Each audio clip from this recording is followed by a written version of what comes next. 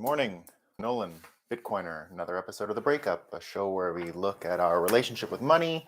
In this case, we're going to look at a relationship with a major market for money, which is energy, and more or less how that can play out, and a little bit about where the innovator's dilemma does enter the equation when it comes to energy and how Bitcoin can break that and lead to really positive advances in energy. So the reason I chose this story is because of a Michael Schellenberger tweet from a couple days ago. If none of you out there know who Michael Schellenberger is, um, it's my belief that he helped relaunch nuclear power conversation in America. He testified before Congress a couple of years ago, and it was a smashing success. And now you've got a lot of people really talking about how nuclear energy is the answer to all of our worries around global warming. After the Fukushima meltdown and the tsunami in Japan, most nuclear reactors in the world were taken offline. And this was a major blow to getting past our problem with global warming and greenhouse gas emissions and all that trouble. So we went for a couple of years without any new nuclear power plants and really cut the momentum of nuclear over the past few years. So we haven't seen a lot of advances in nuclear energy for a number of reasons, but it's the argument of what I'm about to talk about to show that Bitcoin will present a new buyer, a new potential customer for nuclear power plants, and should anyway really help innovation for a number of reasons. But let's start. So Michael Schellenberger tweeted that global emissions have actually declined over the last decade. So, we hear a lot of news around greenhouse gas emissions increasing.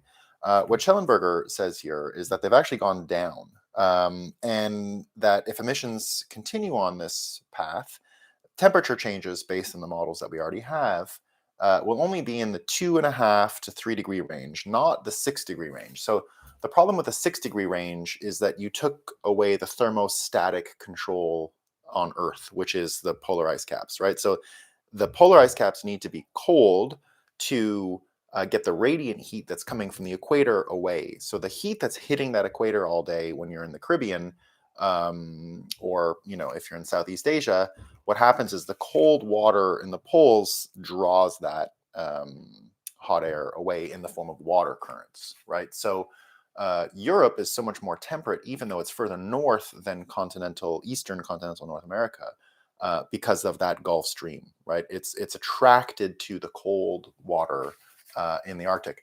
The catastrophic outcome, right? When we talk about catastrophic global warming, what happens is this breaks down. The polar ice caps are no longer cold enough to draw the water up, and then everything just sits there and gets warm.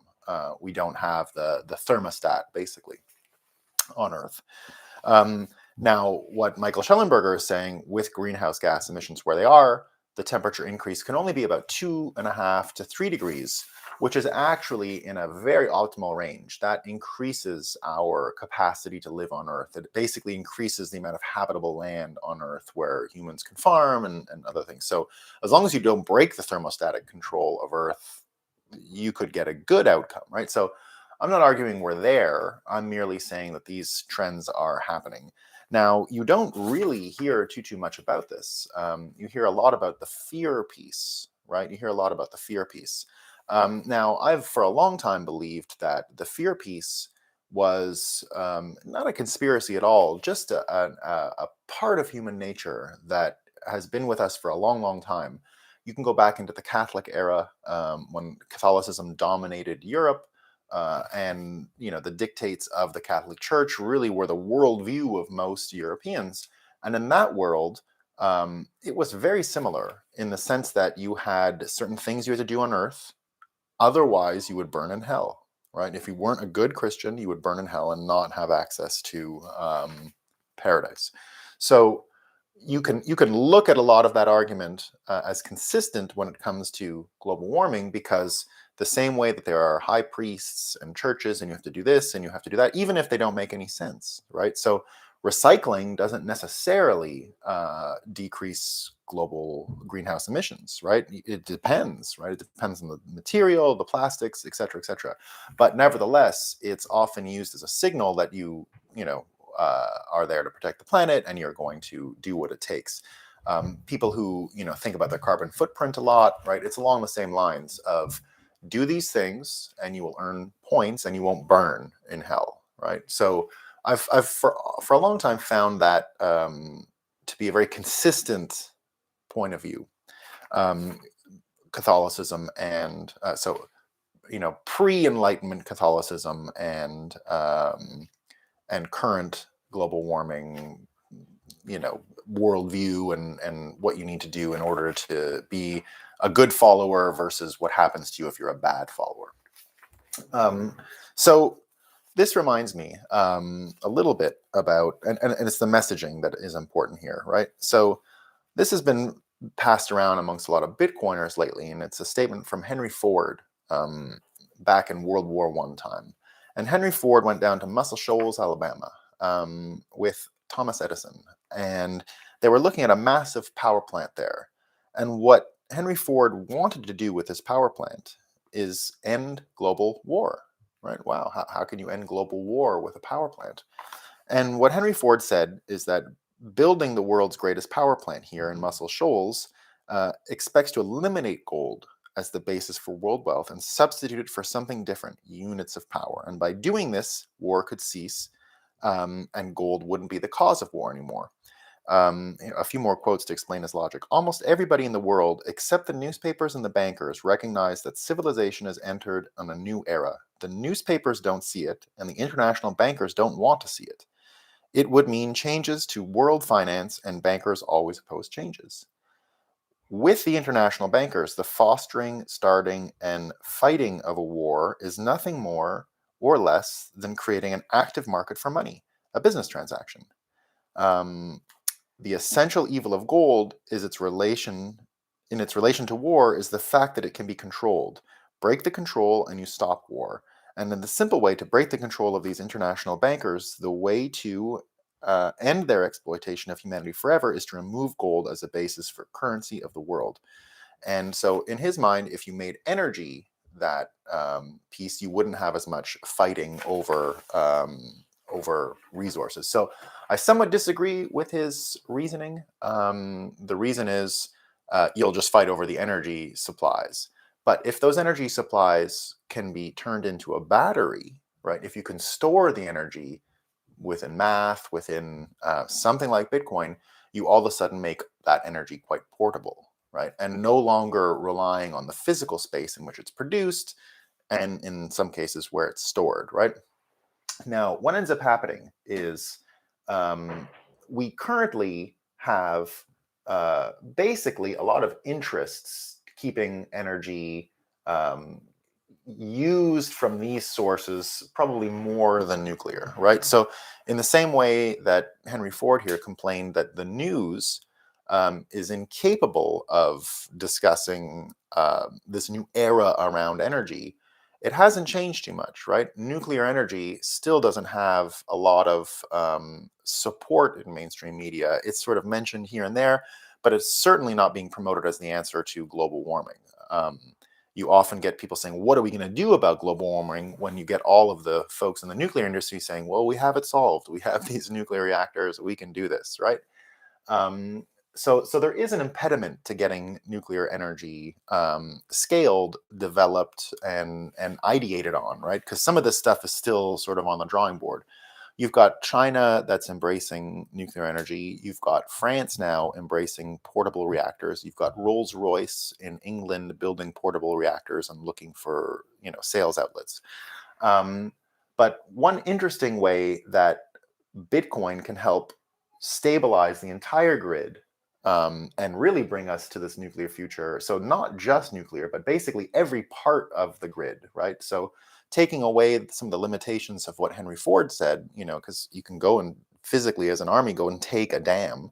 But what if it's the entire matrix, right? So in an amazing way, Bitcoin has some involvement in every part of our energy matrix, right? Which is one reason why it's a tremendous asset going forward to get the most out of the industry. So we don't consume all the energy we produce for a number of reasons on Earth, right? So we're very inefficient. We produce, 30 to 40% more energy than we actually end up using. It's lost in power lines. It's for all kinds of reasons doesn't make it to the humans who need to use it. So we produce much, much more than we actually use.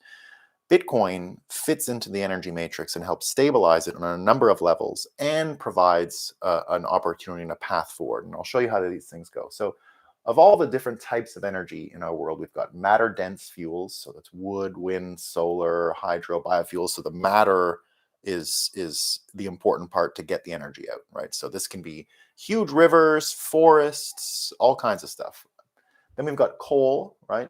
So a little more, a little less, a little more energy packed in, a little more energy dense, right? Oil more than that, natural gas more energy dense, and then finally nuclear being the most energy dense on this scale, right? Can't see all of it. So here's what Bitcoin has already done to our energy matrix, right? This is not sci-fi. This is not potential. This is not what's going to happen. This is already happening. First of all, we have this thing called a grid battery, right? So Bitcoin, the only cost to produce Bitcoin is the cost of electricity, right? So you have to burn electricity to have a chance at getting the new Bitcoin minted, or to make money off of fees from transactions. Just to participate in the network, you've got to burn electricity. It's the cost, right? So what's happening in a lot of renewables is that Bitcoin already slid into the matrix to take advantage of unused energy. So there's a reason why a lot of Bitcoin mining happened at the Three Gorges Dam in China, because that was the cheapest energy in the world. They have an excess amount of electricity in the summertime because of the monsoons. The rain is so strong, they could never use it all. So Bitcoin miners relocated there to in the summer months and did that. Currently, the best place in the world to mine Bitcoin is Texas at night. And the reason is the wind is blowing at night and creating an excess overburden of electricity for the already energy rich area of Texas. So this energy can't really be stored, right? It's just got to be wasted. So Bitcoin operations set up in Texas and took advantage of this and got a really great rate at night. And we're mining Bitcoin with that wind because it's blowing and quite flat. Now, plant refurbishment is another one, right? So Bitcoin has slid into the energy DMs with wood, wind, solar, hydro, biofuels. Another way is plant refurbishing. Now, I'm from Quebec, and we see that a lot in Quebec, where we built these huge power plants up north to manage aluminum smelting, smeltering, or whatever you call it, aluminum production. We had all these power plants. An equivalent in the United States might be the city of Detroit. Detroit set up all these huge energy stations. Henry Ford himself, Red River, and all that stuff, the Red River plant. So because it was such an industrial hotbed, they had a lot of energy capacity. Now, what ends up happening as the city fell apart and everyone moved out and it became fields again, and the population dwindled and the industrial base dwindled, a lot of that energy left. And the plants weren't used. So Detroit, in a lot of ways, is set up exactly like Quebec, where you can get a lot of plant refurbishing done there if people would mine. The next one here is stranded energy. So plant refurb is good for old power plants, coal, some cases hydro, depending on how the power is created. Grid battery helps offset that. Stranded energy is an amazing one. Stranded energy, take a look at Canada. Canada has these oil sands, right? So political action began around the Keystone pipeline and a few of the other pipelines that Canada planned to use to get oil out of Alberta and to global markets. And political forces made it impossible, right? So the pipeline was, I think, one of the first things Joe Biden did. Canceling the pipeline was one of the first things Joe Biden did when he won. The pipeline was to go from Alberta down to around New Orleans to get refined there. So canceled, right? So now you've got all this energy in Alberta. I wrote a note to the governor, we call it a premier in Canada, the governor of Alberta, Premier Jason Kenney, who I worked with in a former life, and said, look, you're never going to get a pipeline. You're never getting this oil sands to market. Burn it. Make Bitcoin out of it, right? He hasn't done it yet, but I won't be surprised if we see that in a few years, right? So you're able to take stranded energy, energy you would never get anywhere, and turn it into something useful, in this case, Bitcoin. So I have a feeling they're going to burn all the oil in Alberta locally, and find a way to not lose any energy, and hopefully keep all the byproduct, the greenhouse gases, as another way to produce Bitcoin and energy. So hopefully they find an efficient way, a clean way to manage this, but I believe they will. Um, then we've got, on natural gas, we've got flaring. This can happen at any one of the power plants, but basically you've got those little pilot lights that come out of the refinement process. It's quite a bit of burn that's happening. So people have built these little contraptions you can put on those pipes, takes the energy out of that flare and mines Bitcoin with it. And I believe you've got BP saying they're going to do it to all of their flares. So that's an entire savings there. And that's a little bit about how innovation can happen through Bitcoin energy.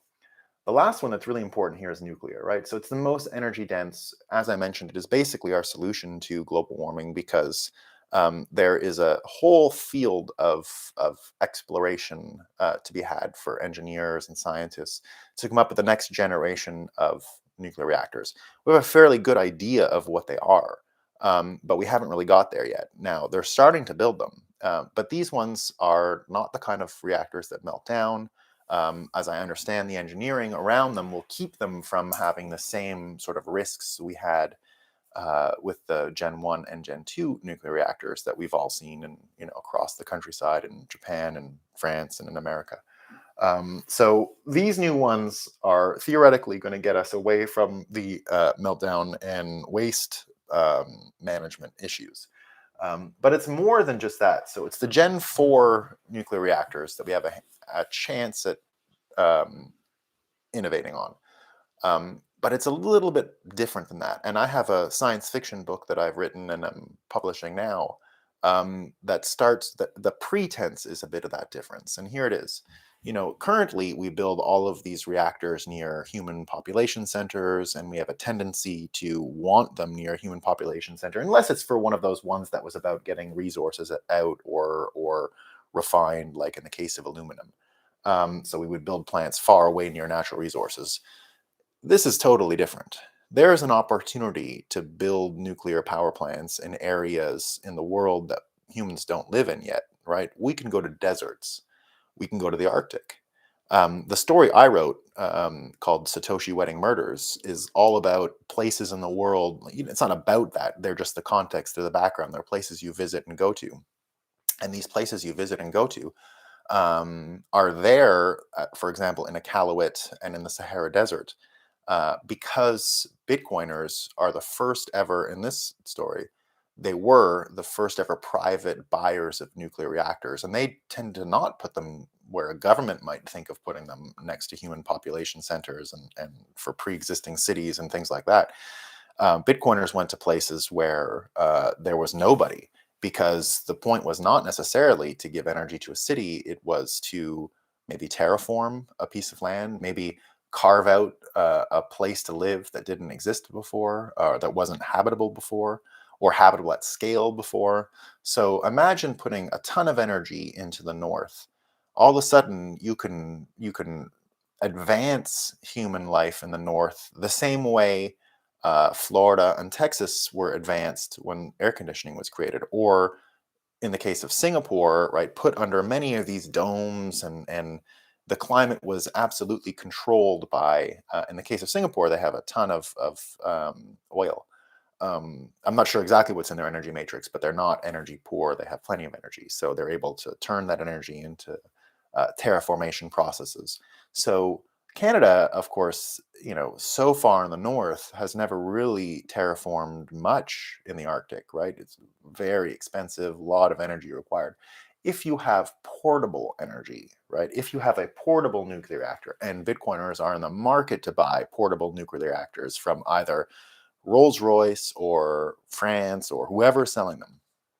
And so in my story, they've done it in the Arctic. They've even done it in the Sahara Desert, and they've turned the Sahara Desert, which is physically larger than the United States of America, or about the same size. They've made it green again.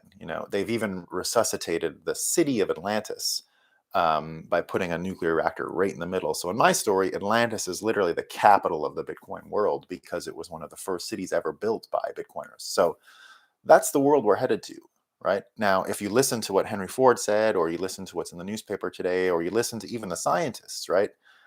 They'll tell you we're just like the Catholic Church told you 500 years ago. You're probably going to burn if you don't do X, Y, and Z, right? Bitcoiners are telling you you're not going to burn, and we're going to have a golden age ahead of us because we're going to solve energy and we're going to make energy cheap and abundant and available to everyone, and we're going to back our money with the energy we produce. So, amazing concept. All right, that's all I got time for today, team. Catch you tomorrow.